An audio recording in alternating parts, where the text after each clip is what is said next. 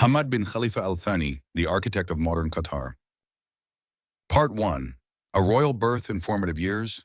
Hamad bin Khalifa Al Thani was born on the 1st of January 1952 in Doha, the capital of the small but strategically positioned Gulf state of Qatar.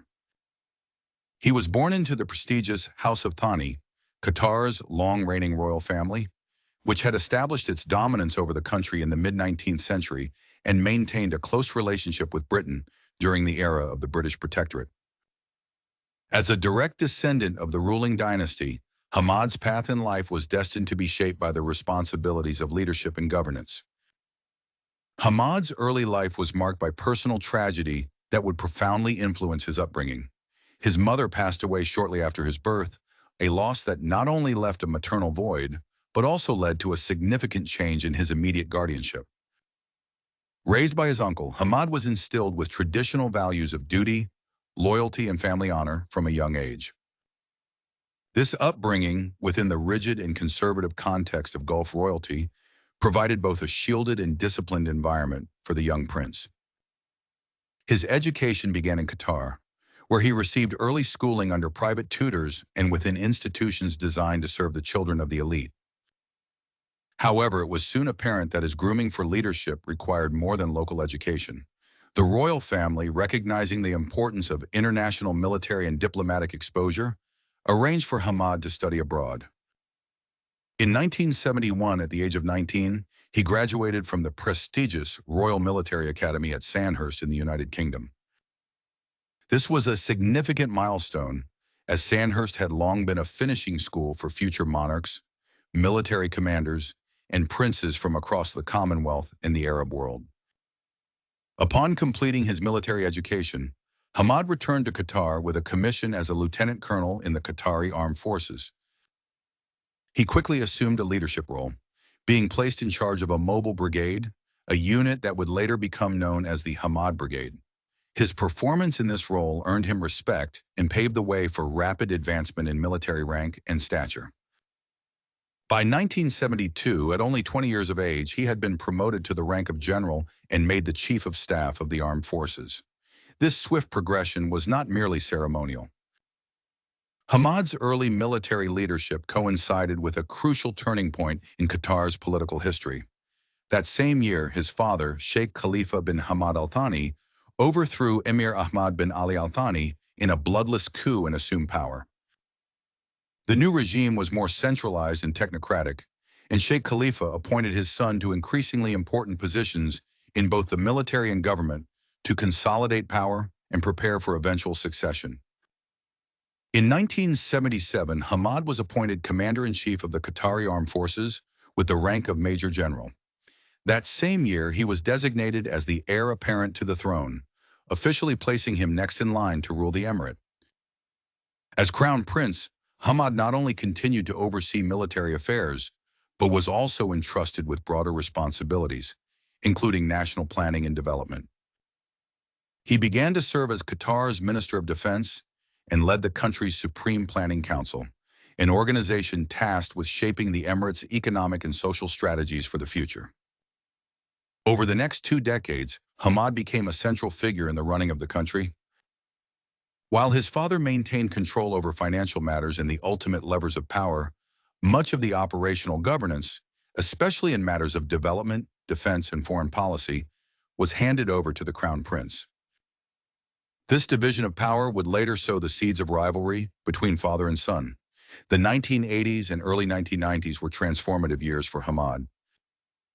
He spearheaded efforts to modernize Qatar's infrastructure, encouraged the initial steps of diversification away from oil dependency, and began laying the groundwork for the country's eventual transformation into a regional power. His work in developing Qatar's natural gas resources, in particular, would later prove decisive in reshaping the emirate's economy. However, tensions with his father grew steadily over time. By 1992, Hamad had effectively taken over the day-to-day administration of the state. Yet, despite the growing influence of the Crown Prince, his father still retained tight control over state revenues and resisted efforts to open up financial decision-making to others, including his own son. These lingering frictions would culminate in the pivotal year of 1995, when Hamad made the bold move that would alter the course of Qatari history.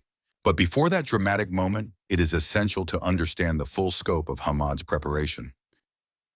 His military grounding, international exposure, command experience, and deep involvement in Qatar's development initiatives had all combined to forge a leader who was not only ready to take the throne, but eager to propel his nation into a new era. One defined by wealth, influence, media power, and global visibility. Part 2, the bloodless coup of 1995, a calculated seizure of power and the rise of a new order. By the mid-1990s, tensions between Sheikh Hamad bin Khalifa Al Thani and his father, Sheikh Khalifa bin Hamad Al Thani, had reached a breaking point. Although Hamad had officially served as crown prince since 1977 and had been effectively managing many key areas of the government for several years, particularly from 1992 onward, his authority remained constrained in crucial respects. His father continued to hold the reins of financial power, particularly over the state's oil and gas revenues, and resisted more expansive development schemes that Hamad sought to implement. The younger sheikh believed Qatar was at a crossroads and that only bold leadership could transform the country into a modern, independent, and globally influential state.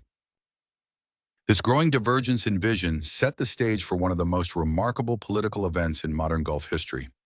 On June 27, 1995, while Sheikh Khalifa was on a visit to Geneva, Switzerland, Hamad moved decisively. With the support of key figures in the royal family, the military, and influential tribal factions, he executed a bloodless palace coup that transferred power to himself as the new Emir of Qatar. There were no troops marching through the streets, no widespread unrest, and no bloodshed. It was a carefully choreographed transition of authority that reflected both the discipline of Hamad's inner circle and the meticulous planning that had gone into the operation. In his public address to the nation, Hamad emphasized that the move was made in the interest of national stability, progress, and the future prosperity of Qatar. Though peaceful in execution, the coup was anything but symbolic. It marked a decisive break from the past. Hamad immediately began reshaping the political landscape of Qatar, initiating reforms, establishing new institutions, and replacing figures loyal to his father with his own trusted allies. These moves were not merely for show. They were designed to ensure that the leadership change would be irreversible. The international response to the coup was swift and, for the most part, favorable.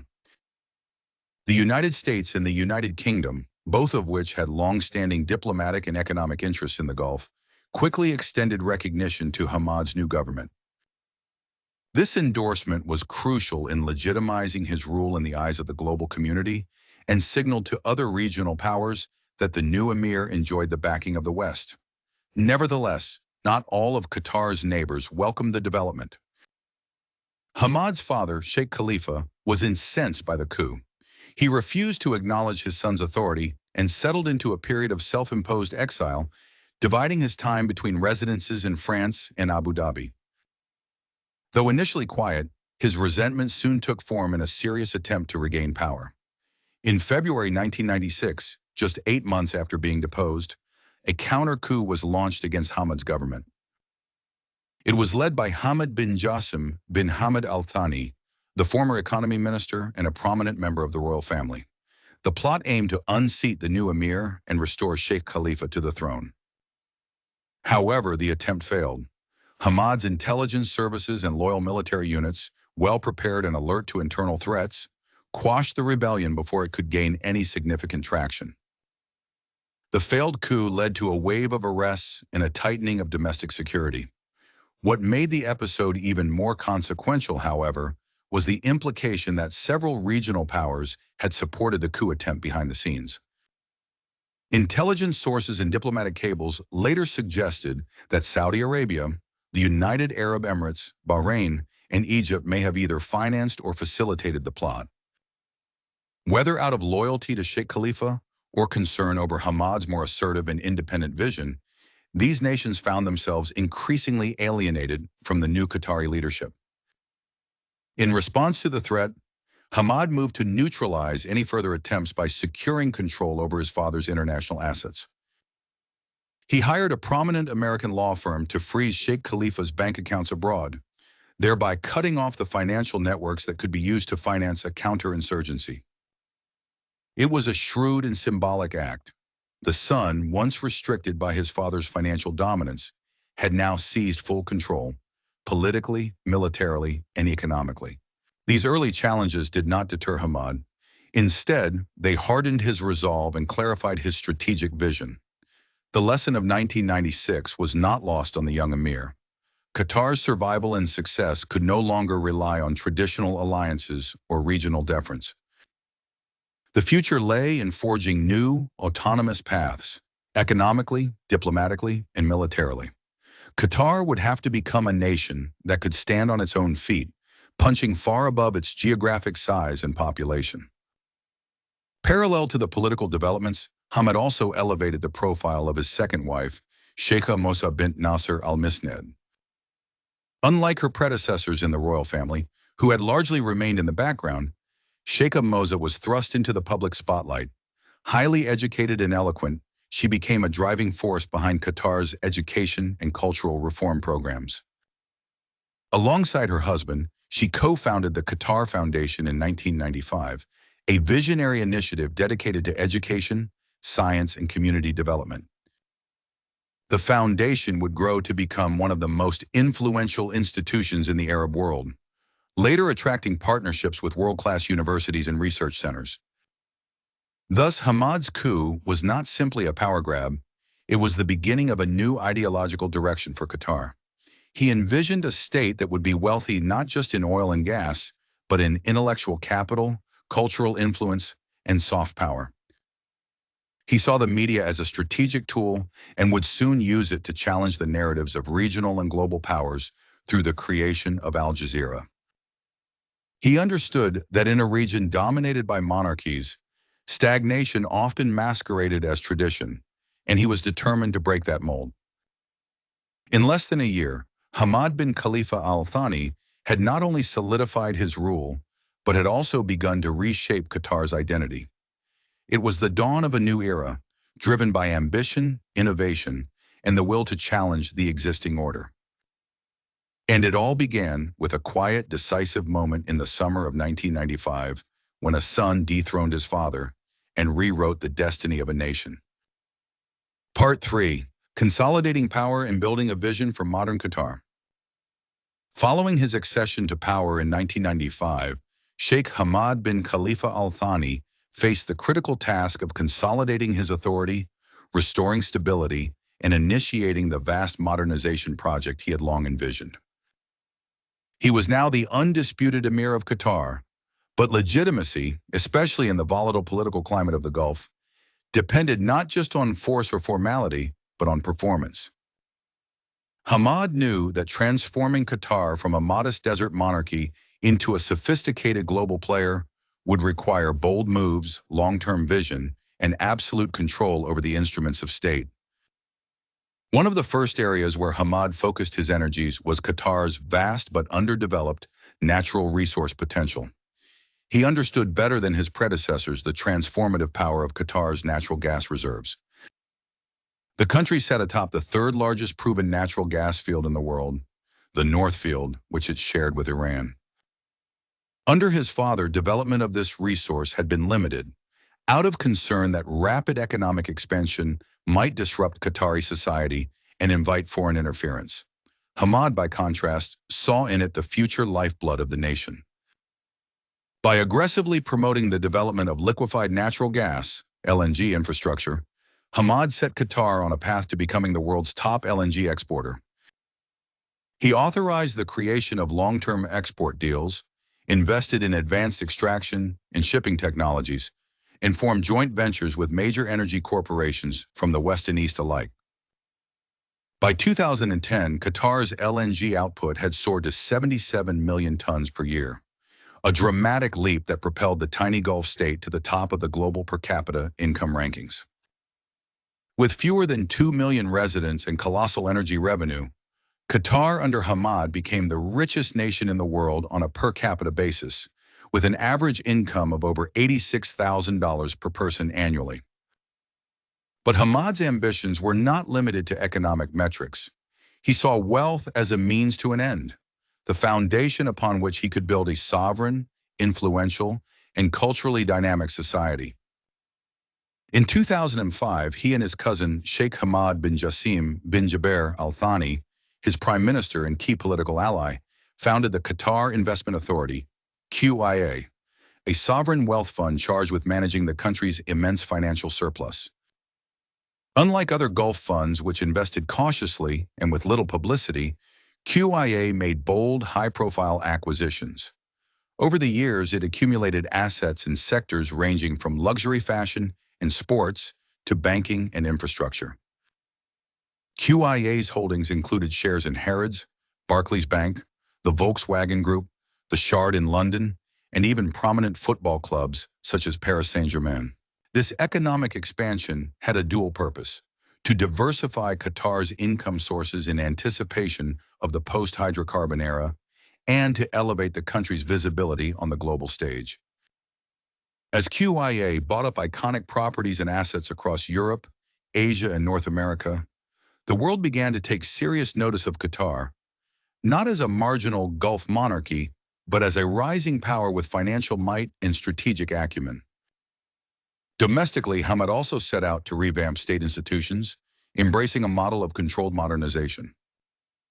Though Qatar remained an absolute monarchy with no formal opposition, he instituted a new constitution in 2003 that granted limited civil rights and established an elected advisory council, albeit with powers restricted to consultation rather than legislation. While critics dismissed these changes as cosmetic, they marked a departure from the ossified governance structures common elsewhere in the Gulf. Central to Hamad's nation-building strategy was the promotion of education, science, and cultural identity. In partnership with his wife Sheikha Moza, he oversaw the expansion of the Qatar Foundation, which brought world-class academic institutions to Doha through the creation of Education City. This initiative invited top Western universities, including Georgetown, Carnegie Mellon, Weill Cornell Medical College, Texas A&M, and Northwestern, to establish satellite campuses in Qatar. The goal was not merely to import curricula, but to embed a culture of research, innovation, and global thinking among Qatari youth. Meanwhile, the Emir cultivated a striking personal image on the international stage.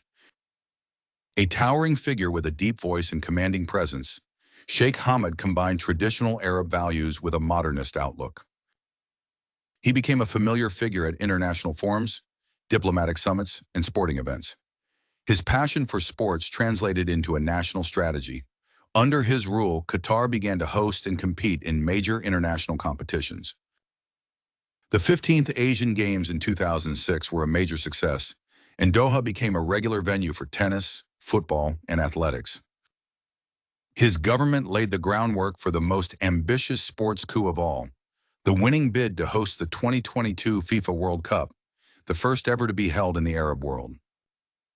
Notably, Hamad also took an unprecedented step in the Arab media landscape. In 1996, only a year after coming to power, he founded Al Jazeera, a satellite news channel that would forever change the way the Arab world received and interpreted news. Al Jazeera quickly gained notoriety for its independent editorial line, willingness to broadcast controversial views, and capacity to challenge dominant narratives. Though the channel repeatedly claimed editorial independence, it was widely understood that Sheikh Hamad had envisioned Al Jazeera as a vehicle to project Qatar's voice regionally and globally. Often in contrast to the more conservative, state-controlled outlets of neighboring states. This bold experiment in media pluralism placed Qatar, and Hamad personally, at the center of numerous diplomatic controversies. Western governments criticized Al Jazeera for broadcasting statements from figures like Osama bin Laden, while regional powers accused it of stoking unrest and inciting opposition. Nevertheless, Hamad defended the channel, insisting on its right to editorial freedom. He believed that a media-savvy Qatar would command attention and respect in the modern world, even if it meant enduring criticism or discomfort from powerful allies. Hamad's reign was thus characterized by a delicate balancing act, preserving the absolute authority of the monarchy while pushing the boundaries of openness in education, media, and economic globalization. His political philosophy reflected a blend of enlightened despotism, strategic modernism, and calculated defiance of regional expectations. For Hamad, true sovereignty meant the ability to think independently, act boldly, and influence others, not through force, but through wealth, culture, and information. By the end of his first decade in power, the effects of his leadership were unmistakable. Qatar was no longer a quiet backwater. It was a global investor, a diplomatic broker, a cultural patron, and a media powerhouse. But Hamad was just getting started. The next phase of his rule would see Qatar take on even more ambitious roles in regional politics and international affairs, often putting him at odds with both allies and rivals. Part 4, Al Jazeera, Soft Power, and the Reinvention of Qatar's Global Voice. Among Sheikh Hamad bin Khalifa Al Thani's most transformative and controversial initiatives was the founding of Al Jazeera in 1996.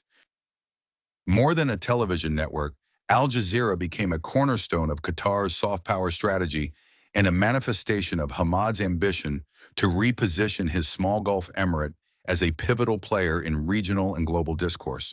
The launch of this 24-hour satellite news channel signaled not just a shift in Qatar's media environment, but a tectonic change in how the Arab world communicated with itself and with the world. From its earliest broadcasts, Al Jazeera stood apart from state-run broadcasters in the region. Unlike the sanitized and scripted coverage common in Gulf monarchies, Al Jazeera aired heated debates, gave airtime to opposition voices, and provided unfiltered coverage of conflict zones. It quickly gained a massive viewership across the Arab world, attracting both admirers and critics. The network's motto, "The Opinion and the Other Opinion," became symbolic of a new journalistic ethos in the Middle East, one that was confrontational, dynamic, and willing to challenge authority. Behind the scenes, Sheikh Hamad was deeply involved in supporting the network's operations. Although the channel publicly maintained its editorial independence, and although its chairman, Sheikh Hamad bin Al Thani, had officially stepped down from a prior government position, the ruling emir was seen by many as its patron and protector. The initial funding, $137 million, came via an emiri decree. While the stated goal was for Al Jazeera to become self-sustaining through advertising by 2001, this proved unrealistic, and the government continued to fund the channel through regular grants and loans. For Hamad, this financial backing was a strategic investment. Al Jazeera gave Qatar unprecedented global visibility, allowing it to shape narratives, expose underreported stories, and offer alternative viewpoints on international events. At a time when the region's media landscape was tightly controlled and largely sycophantic to ruling regimes, Qatar's support of Al Jazeera represented a radical departure. The cost, however, was not negligible. Regional governments, especially Saudi Arabia, Egypt, and Bahrain, accused Al Jazeera of inciting dissent and undermining stability. They were particularly outraged when the channel hosted opposition leaders, aired documentaries on suppressed protests, or questioned the policies of neighboring monarchies. Several of these states recalled their ambassadors to Qatar in protest, and the diplomatic rift between Qatar and its neighbors would grow steadily deeper over the years. Some accused Hamad of using Al Jazeera as a geopolitical tool, an assertion not without merit, though one that underestimates his broader philosophical commitment to global engagement and dialogue.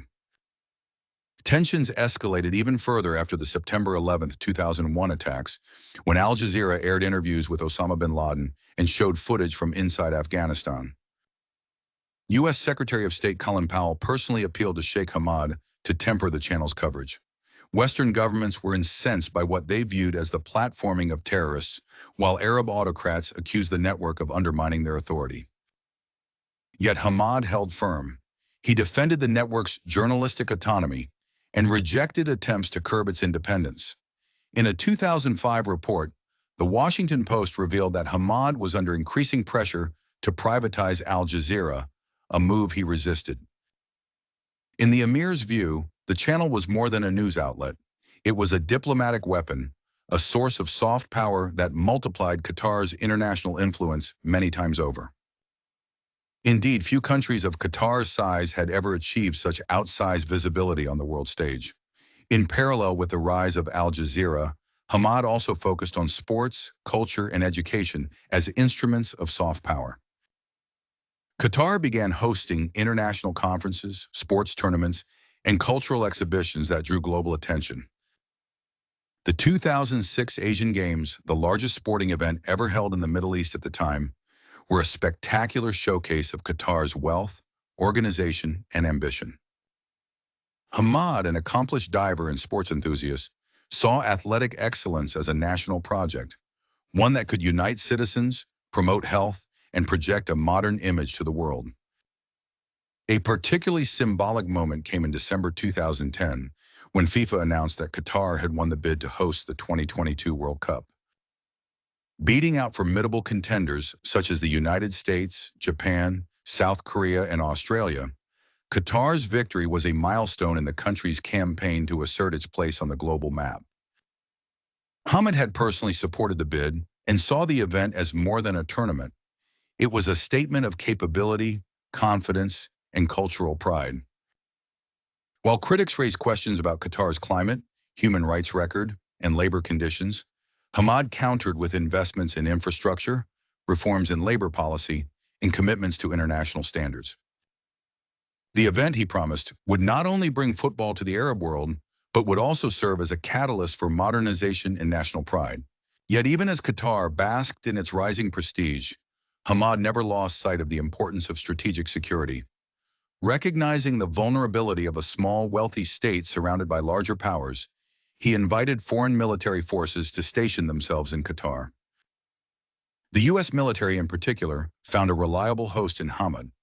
Under his leadership, Qatar provided two major bases: Al Udeid Air Base in Camp Asalia, which would become critical hubs for American operations in the Middle East, especially during the wars in Afghanistan and Iraq. In forging such an alliance, Hamad achieved two goals. He enhanced Qatar's security by aligning it with a superpower, and he positioned his country as an indispensable partner in regional stability. Even as his foreign policy grew more autonomous, sometimes angering traditional allies, his military partnership with the United States remained a pillar of strategic continuity. In all these ventures, media, diplomacy, sports, education, and security, Hamad demonstrated a rare blend of vision and pragmatism. He was building a state that defied the conventional logic of its geography and size. In the process, he redefined what it meant to be a Gulf leader in the 21st century, not merely a steward of oil wealth, but a curator of influence, a broker of ideas, and a sovereign with global reach. By the late 2000s, Hamad bin Khalifa Al Thani had not only transformed Qatar, but had become one of the most consequential figures in the modern Arab world. His leadership had brought both admiration and antagonism, but there was no denying that his reign had made Qatar matter. Part 5. The Cultural Renaissance: Education, Art, and the Rise of a Knowledge Economy. While much attention has been given to Hamad bin Khalifa Al Thani's geopolitical maneuvers and economic strategies, a critical yet often underappreciated pillar of his legacy lies in his unwavering commitment to cultural development and educational reform. For Hamad, modernization was not solely a matter of infrastructure or wealth accumulation. It was about building a society that could thrive in the post-oil era through knowledge, creativity, and global connectivity. In the mid-1990s, alongside his influential second wife, Sheikha Moza bint Nasser al-Misnad, Hamad launched one of the most ambitious educational initiatives in the Arab world: the Qatar Foundation for Education, Science, and Community Development. Established in 1995, this organization would soon become the driving force behind the country's transition from a resource-dependent state to a knowledge-based economy. At the heart of this mission was Education City, a sprawling complex on the outskirts of Doha that would come to host branch campuses of some of the world's leading universities. Institutions such as Georgetown University School of Foreign Service, Carnegie Mellon University, Weill Cornell Medical College, Texas A&M University, Virginia Commonwealth University, and Northwestern University all opened campuses within Qatar, offering Qatari and international students access to Ivy League level education without having to leave the region. Hamad's educational policy was revolutionary for the Gulf. While most monarchs in the region sent elite students abroad for higher education, Hamad aimed to bring the world to Qatar. The goal was to create an environment where young Qataris could learn from global best practices while remaining embedded in their cultural context. Moreover, the presence of world-renowned institutions helped Qatar build a reputation as a hub for scientific research, intellectual exchange, and policy innovation. In tandem with this academic renaissance, Hamad also spearheaded a cultural revolution. In 2005, under his directive, the Qatar Museums Authority, now Qatar Museums, was established, charged with developing world-class museums, exhibitions, and public art programs. One of its crowning achievements was the Museum of Islamic Art, MIE, designed by the famed architect Urshim Pei, which opened in 2008. This striking structure on Doha's waterfront became not just a cultural landmark, but a powerful symbol of Qatar's blend of tradition and modernity. The Museum of Islamic Art showcased an impressive collection of artifacts from across the Muslim world, signaling Hamad's commitment to preserving Islamic heritage while positioning Qatar as a global cultural capital. But the vision extended beyond tradition. The Qatari leadership, through the Qatar Museums Authority and under the guidance of Sheikh Saud bin Hamad Al Thani, began making bold acquisitions in the contemporary art world. Qatar soon gained a reputation as the world's largest buyer of modern art, culminating in the record-breaking $250 million purchase of Cézanne's The Card Players in 2012. Hamad's government didn't stop at acquisitions. Qatar began sponsoring international exhibitions, including Takashi Murakami's Ego, which ran in Doha in 2012, and major partnerships with Western institutions like Tate Modern. These efforts conveyed Qatar's seriousness about participating in global cultural dialogues, not as a passive observer, but as a central figure. Parallel to these efforts, Hamad supported the founding of the Doha Film Institute, DFI, in 2009. Created to support emerging filmmakers and cinematic storytelling in the Arab world and beyond, DFI partnered with the Tribeca Film Festival, launching the Doha Tribeca Film Festival, which ran from 2009 to 2012. This platform helped to elevate Qatar's cinematic profile and provided opportunities for regional artists to find an international audience. Hamad's influence extended into film production as well. The DFI co-financed major projects such as The Prophet, an animated adaptation of Khalil Gibran's classic book, produced by Salma Hayek and directed by Roger Allers of The Lion King fame. Other DFI-backed projects included The Reluctant Fundamentalist by Mira Nair, Just Like a Woman, starring Sienna Miller, and Kanye West's experimental short film Cruel Summer, which was filmed and premiered in Doha during the 2012 Cannes Film Festival. In 2013, DFI partnered with Participant Media, founded by eBay's first president Jeffrey Skoll, to launch a $100 million feature film fund, further cementing Qatar's status as a patron of the cinematic arts. These cultural and educational endeavors were not simply about prestige. They were part of a carefully curated strategy to rebrand Qatar as a modern, progressive, and cosmopolitan society. Hamad and Sheikh Hamoz's initiatives gave the Qatari people a new sense of identity, proud of their heritage, yet forward-looking and globally engaged. It also gave Qatar a reputation in the West as an exception within the Gulf, a place that valued innovation, dialogue, and the arts. Yet the transformation wasn't without its challenges. The influx of foreign institutions and ideas stirred debates over cultural preservation, religious values, and national identity.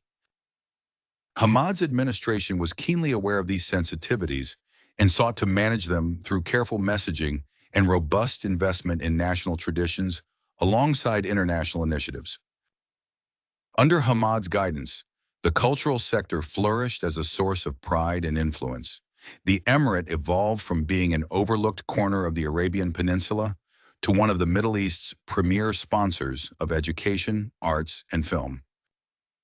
In doing so, Hamad further distinguished Qatar from its neighbors, often more conservative and less inclined toward public engagement with global culture.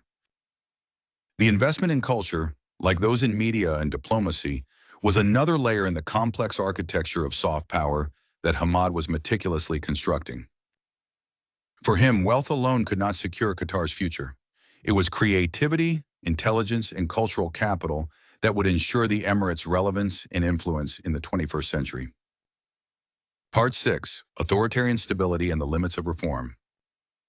While Sheikh Hamad bin Khalifa Al Thani is widely credited with modernizing Qatar and transforming it into a global hub of education, culture, and diplomacy, his governance remained firmly rooted in absolute monarchy. Despite outward gestures toward liberalization, Hamad ruled without political opposition, and under his reign, Qatar retained all the core features of an autocratic regime. No political parties were permitted, and there was no functioning parliament or competitive electoral system.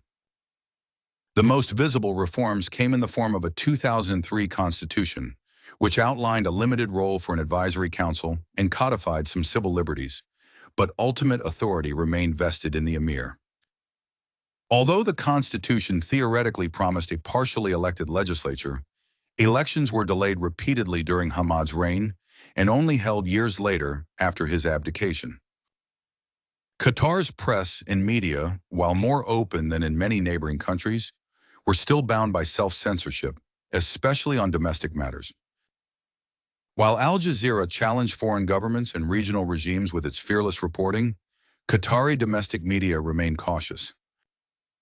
Criticism of the ruling family, the state religion, or internal policy was considered taboo. Journalists and citizens alike operated under a system where dissent could carry severe legal consequences, though these measures were enforced with more subtlety than in some of Qatar's neighboring states. Even so, Sheikh Hamad promoted a distinctive brand of leadership that balanced repression with modernization. His authoritarianism was paternalistic rather than brutal, more focused on centralizing power and guiding national development than stamping out opposition through violence. The absence of large-scale domestic unrest was due not only to political control, but to the immense economic benefits provided to citizens. Qataris enjoyed one of the world's highest standards of living, with cradle-to-grave social support, guaranteed public employment, subsidized healthcare and education, and generous housing allowances. This social contract, while informal, was deeply effective. In exchange for political quiescence, citizens were granted material comfort and national pride. Under Hamad, Qatar's identity shifted from tribal conservatism to modern nationalism, and this shift was reinforced by policies that elevated the country's global stature. To secure the state from external threats and internal instability, Hamad pursued a robust foreign military strategy. Two major U.S. military installations were established under his rule: Al Udeid Air Base and Camp Asyliyah. Al Udeid, in particular, became the largest American military facility in the Middle East, housing CENTCOM operations for the wars in Iraq and Afghanistan. This unprecedented military alliance with the United States marked a major break from the Gulf tradition of relying solely on regional coalitions and underscored Hamad's strategic pragmatism. He was determined to shield Qatar from the fate of smaller nations vulnerable to foreign pressure. By embedding Western military assets inside Qatar, Hamad ensured that any foreign aggression would provoke a direct response from powerful allies. It was a bold gamble, and one that paid off. Qatar not only remained safe from regional turbulence, but its stature as a reliable Western partner increased. Hamad used this reputation to expand Qatar's influence, brokering negotiations between the U.S. and the Taliban, and later playing key diplomatic roles in Lebanon, Sudan, and the Palestinian territories. Simultaneously, Hamad maintained a delicate balancing act in the region. He preserved open lines of communication with Iran, Qatar's neighbor and co-owner of the world's largest natural gas field, despite the Islamic Republic's growing tensions with the United States and Saudi Arabia. This policy of talking to everyone earned Hamad both praise and suspicion. His willingness to engage with groups that others shunned, such as Hamas, Hezbollah, and even elements of the Taliban, made Qatar a critical intermediary in many of the Middle East's most intractable conflicts. Domestically, however, not all was smooth. Despite Qatar's immense wealth, the country faced growing scrutiny over its treatment of migrant laborers, who made up the vast majority of the population. Under Hamad's reign, the construction boom, spurred by mega projects and the 2022 World Cup, exposed harsh conditions in labor camps, low wages, lack of rights, and the restrictive kafala system, which tied workers' legal residency to their employers. International human rights organizations began calling for labor reform, and while the Qatari leadership promised change, meaningful reforms would only begin in earnest after Hamad's abdication. Yet within Qatari society, political agitation was rare. The generous welfare state and the controlled media landscape ensured that dissent remained muted.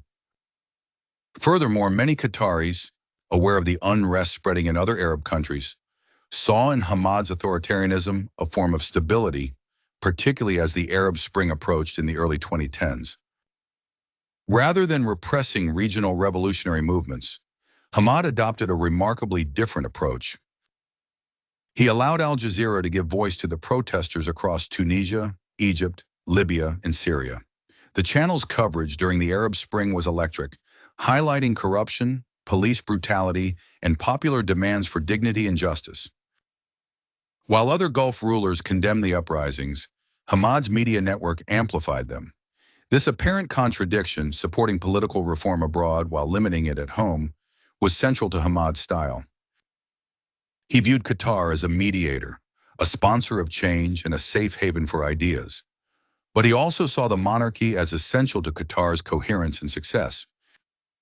For him, the monarchy was not a relic of the past, but a vehicle of national ambition, a trusted institution that could deliver results while the rest of the Arab world stumbled through revolution and instability. By the time Hamad entered the final years of his reign, he had created a model that was both admired and questioned. On one hand, Qatar had become a global success story, rich, secure, respected, and deeply involved in world affairs. On the other hand, its internal contradictions, between authoritarian rule and modern identity, between reformist image and political control, were becoming more apparent. Hamad's Qatar was not a democracy, but it was not a static dictatorship either. It was a new kind of state, one that exercised power through soft influence, strategic alliances, cultural capital, and selective freedoms.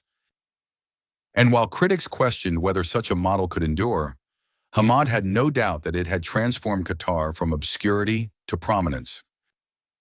Part 7. Diplomacy, Conflict, and Qatar's controversial role in regional affairs. As Sheikh Hamad bin Khalifa Al Thani's domestic transformation of Qatar progressed, his foreign policy ambitions escalated.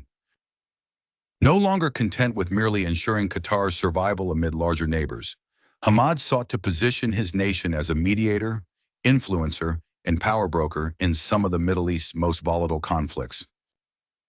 This new assertive foreign policy, unprecedented for a state of Qatar's size, placed the country at the center of numerous diplomatic showdowns and humanitarian engagements from the late 1990s through the early 2010s. Hamad's strategy rested on two main pillars: engagement with all parties and investment in diplomacy over confrontation. This often meant building relations with countries and movements that were antagonistic to each other. Qatar under Hamad maintained a close alliance with the United States, hosting U.S. military bases and supporting its operations in the region, while simultaneously cultivating cordial relations with Iran, even as Tehran's tensions with Washington and Riyadh intensified. This policy of multi-directional diplomacy helped Qatar punch far above its weight, but also drew suspicion. In the Palestinian-Israeli conflict, Hamad sought to broker reconciliation between rival Palestinian factions. He invited both Fatah and Hamas to Doha, mediating in the wake of the 2006 Palestinian elections, which had brought Hamas to power but triggered Western boycotts and internal civil strife. The Doha Agreement, signed in 2009 and again discussed in 2012, was Qatar's attempt to unify the Palestinian front and renew governance cooperation between the two groups. Hamad's boldest move came in October 2012, when he became the first head of state to visit Gaza since Hamas seized control of the territory in 2007. His visit, widely publicized and symbolic, signaled Qatar's willingness to engage directly with the Hamas leadership, despite their pariah status in Western and many Arab capitals. During the trip, Hamad pledged $400 million in humanitarian aid, earmarked for infrastructure, housing, and hospitals. While Palestinians welcomed the gesture, critics accused Qatar of undermining Western efforts to isolate Hamas and emboldening a faction linked to armed resistance. Despite its engagement with Hamas, Qatar continued to maintain limited informal ties with Israel, especially through trade and diplomacy, though official relations were suspended after the 2008-2009 Gaza war. Hamad had personally met with Israeli Foreign Minister Tzipi Livni in New York in 2007, signaling an interest in dialogue. These dual engagements with Israel and Hamas demonstrated Hamad's pragmatic, if controversial, view of diplomacy. To facilitate peace, one must be willing to talk to everyone. In Lebanon, Hamad again used Qatar's neutrality and financial resources to broker peace. After violent clashes between Hezbollah and government-aligned forces in 2008, Qatar hosted the Doha Agreement, which successfully ended the fighting and established a power-sharing government. It was one of Hamad's proudest diplomatic achievements and highlighted his belief that even the region's deepest divides could be bridged through inclusive negotiation. Hamad also played a pivotal role in reconstruction efforts, donating generously to areas affected by war and disaster. Following the 2006 Israel-Hezbollah conflict, Qatar pledged hundreds of millions of dollars to rebuild damaged areas in southern Lebanon, earning both praise and political capital. In 2005, Hamad personally ordered a $100 million donation to the United States to support victims of Hurricane Katrina, the single largest foreign donation made in the wake of the disaster. It was a striking gesture of goodwill toward Washington and reinforced Qatar's image as a global humanitarian player. However, Hamad's diplomacy was not without controversy. His policy of maintaining relations with all sides, including the Taliban, al-Nusra Front, and other radical elements, led to accusations that Qatar was funding or legitimizing extremist organizations.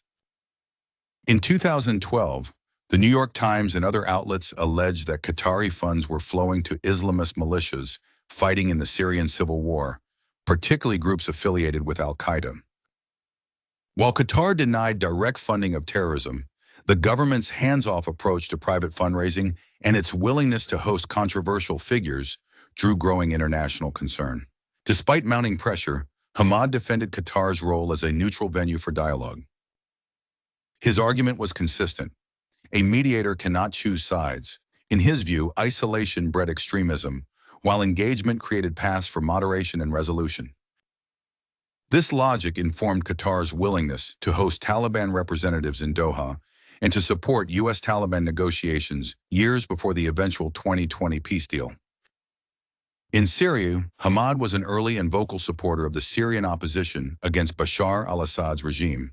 Qatar provided funding, arms, and diplomatic backing to anti-Assad forces, including elements of the Free Syrian Army.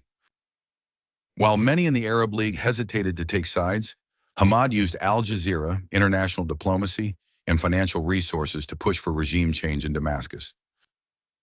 Qatar's aggressive stance in Syria further strained relations with traditional powers like Egypt and Saudi Arabia, who accused Qatar of overstepping its boundaries and inflaming sectarian conflict. But Hamad persisted, convinced that Qatar's future lay in being relevant, bold, and indispensable.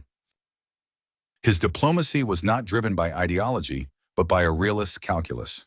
In a region of shifting alliances and chronic instability, survival came from agility, influence, and foresight.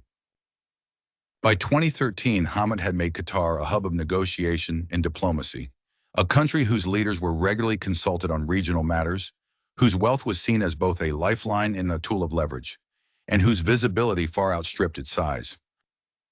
Through mediation in Darfur, Yemen, Libya, Afghanistan, and the Horn of Africa, Hamad turned Qatar into a brand of peace brokering and engagement, often filling the vacuum left by more reluctant powers. His critics saw duplicity, his allies saw vision. Either way, Sheikh Hamad had achieved something few leaders in the modern Arab world had managed: the ability to move both quietly and visibly across enemy lines, to host both revolutionaries and statesmen, and to make a tiny desert emirate a player in every regional equation. Part 8, Abdication, Legacy, and the Father Emir. By the early 2010s, Sheikh Hamad bin Khalifa Al Thani had reached the pinnacle of his leadership. Qatar, once overlooked on the world stage, had become a nation synonymous with bold diplomacy, economic dynamism, and cultural patronage. Its influence spanned continents, from the boardrooms of European conglomerates to the negotiating tables of Middle Eastern conflict zones. Yet in the midst of this success, Hamad made a historic and largely unprecedented decision. He would voluntarily step down from power. On June 25, 2013, in a brief but poignant televised address, Sheikh Hamad announced that he was abdicating the throne in favor of his fourth son, Sheikh Tamim bin Hamad Al Thani, who was just 33 years old at the time. The decision took the world by surprise. In a region where leadership transitions often come only through death or palace intrigue, Hamad's orderly and peaceful handover of power was almost revolutionary. In his speech, the emir stated, "The time has come to open a new page in the journey of our nation that would have a new generation carry the responsibilities with their innovative ideas and active energy." The announcement was delivered with characteristic dignity and framed not as a retreat, but as a continuation of the national project he had initiated nearly 2 decades earlier. The transition was smooth, meticulously planned, and executed without dissent. Sheikh Tamim, groomed for years by his father, quickly assumed the responsibilities of leadership, inheriting a country stable, prosperous, and confident in its global role. Observers speculated about Hamad's reasons for abdicating. Some cited health concerns, including reports of kidney problems and multiple transplants, the first of which occurred in 1997. Others suggested that he wanted to avoid the stagnation that had afflicted other long-serving Arab rulers and to ensure a generational transfer of power while he could still guide and advise. Whatever the motivation, the move elevated Hamad's reputation as a forward-thinking and self-assured leader, unafraid to relinquish power for the greater good. Following his abdication, Hamad adopted the informal title of Father Emir, a position of respect that allowed him to remain involved in national affairs without interfering in governance. He remained an elder statesman, a source of counsel to his son, and a symbolic anchor of continuity. Despite stepping back from public life, Sheikh Hamad's influence endured. His key initiatives, the Qatar Foundation, Al Jazeera, the Qatar Investment Authority, and Education City, continued to shape the country's identity and direction. The institutions he had built were now pillars of national pride and vehicles for international engagement. His foreign policy legacy, including Qatar's mediatory roles and controversial alliances, was inherited by Sheikh Tamim, though with some recalibration. In the years following his abdication, Hamad's health became more fragile. In December 2015, while vacationing in the Atlas Mountains of Morocco, he reportedly suffered a leg fracture and was flown to Zurich, Switzerland, for treatment. The episode brought renewed attention to his health condition and confirmed that he remained under close medical supervision. He was known to be undergoing dialysis regularly, and it was widely understood that his decision to step down had been partly influenced by the physical toll of long years in power. Despite these challenges, Sheikh Hamad maintained a dignified presence in Qatari society. He appeared at key national events, religious celebrations, and state visits, often at his son's side. To the Qatari people, he was not a former leader in exile or disgrace, but a respected patriarch whose image adorned public spaces alongside his successor. His continued involvement, though informal, helped ensure a seamless transition of authority and preserve the unity of the House of Thani at a time when other Gulf dynasties were facing internal disputes or external pressures. Tamim's rise to power came without unrest. due in large part to the groundwork laid by his father, who had reshaped Qatari governance from a closed system of elite bargaining into a more coherent and nationally engaged structure. Sheikh Hamad's abandonment of power did not mean abandonment of purpose. His enduring legacy lived on in policies and projects that continued to define Qatar's exceptionalism. The father emir's name remained attached to key national programs, infrastructure, hospitals, and educational institutions. He became a figure not of past glories but of ongoing transformation, a living symbol of Qatar's journey from a desert peninsula into a global player. Meanwhile, his son Sheikh Tamim carried forward the vision with subtle shifts in tone. Tamim's reign focused more on domestic consolidation, modestly reducing Qatar's visibility in some contentious foreign ventures, while reinforcing the foundations Hamad had laid. Yet even as new challenges emerge, especially the 2017 Gulf crisis, when Saudi Arabia, the UAE, Bahrain, and Egypt imposed a blockade on Qatar, the resilience of Hamad's legacy was clear. The institutions, alliances, and strategies he had built ensured Qatar's survival and defiance during one of its most difficult periods. Hamad's transition from ruler to revered elder represented a rare and graceful exit in a region often defined by entrenched autocracy and succession crises. It marked the culmination of a remarkable life spent in the service of a national vision, one that saw beyond sand and oil toward knowledge, influence, and the enduring power of statecraft. Part 9. Legacy and the Long Shadow of a Modern Monarch. As the years passed following his abdication, Sheikh Hamad bin Khalifa Al Thani continued to cast a long shadow over Qatar's political, economic, and cultural life. Though no longer holding formal office, his impact remained deeply embedded in the DNA of the modern Qatari state. Few leaders in the Arab world, particularly among the Gulf monarchs, had so thoroughly transformed their country in such a short period, while also managing to step aside voluntarily and peacefully. Under Hamad's stewardship from 1995 to 2013, Qatar was reimagined. It evolved from a sleepy, oil-dependent emirate into a sovereign global actor, unafraid to stake its own positions in a volatile region. Hamad's formula for power combined wealth, media influence, diplomacy, education, and culture, fused with a deep understanding of both traditional Gulf dynamics and emerging global currents. Central to his legacy is the Qatar Investment Authority, QIA, one of the world's largest and most influential sovereign wealth funds. By 2013, QIA had invested over $100 billion globally, acquiring prestigious and strategic assets across Europe, the United States, and Asia. Holdings included the Shard in London, Heathrow Airport, Harrods, Barclays Bank, stakes in Volkswagen, Royal Dutch Shell, Siemens, and Paris Saint-Germain Football Club. QIA became synonymous with smart, diversified investment and transformed Qatar into one of the largest property owners in major Western cities. In the realm of sports diplomacy, Hamad made headlines with Qatar's 2010 victory in securing the hosting rights to the 2022 FIFA World Cup, the first such event ever awarded to a Middle Eastern country. This single decision placed Qatar on the global sporting map and opened the door to vast infrastructure projects, international scrutiny, and cultural engagement. Hamad saw the World Cup as more than a sporting event. It was a strategic showcase of national ambition. Beyond finance and sport, his legacy lives in Al Jazeera, which has become one of the most influential news networks in the world. Al Jazeera provided a counter-narrative to both Arab state media and Western-centric perspectives, elevating Qatar as a voice of regional conscience and resistance to information hegemony.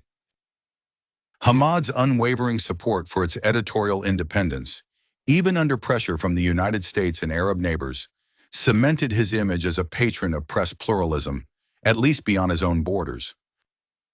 In culture and education, his influence continues to be felt through institutions such as Qatar Museums, the Museum of Islamic Art, the Doha Film Institute, and Education City. These projects not only enriched Qatar's domestic intellectual and artistic life, but also projected soft power across continents. The purchase of iconic artworks, the sponsorship of international film productions, and partnerships with universities and curatorial foundations gave Qatar global cultural currency. But Sheikh Hamad's legacy is not without contradictions. He ruled as an absolute monarch, with no political opposition, no free elections, and limited civil liberties inside Qatar.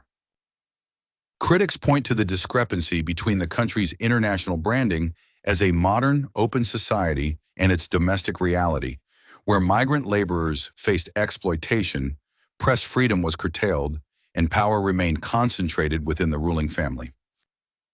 Moreover, Qatar's foreign policy under Hamad, while bold, attracted growing controversy. His willingness to support Islamist groups, including Hamas and, allegedly, al-Nusra Front in Syria, sparked serious allegations that Qatar had enabled radical movements. These decisions, while arguably intended to maintain channels of dialogue, contributed to Qatar's diplomatic isolation in the region and later to the 2017 blockade by its Gulf neighbors.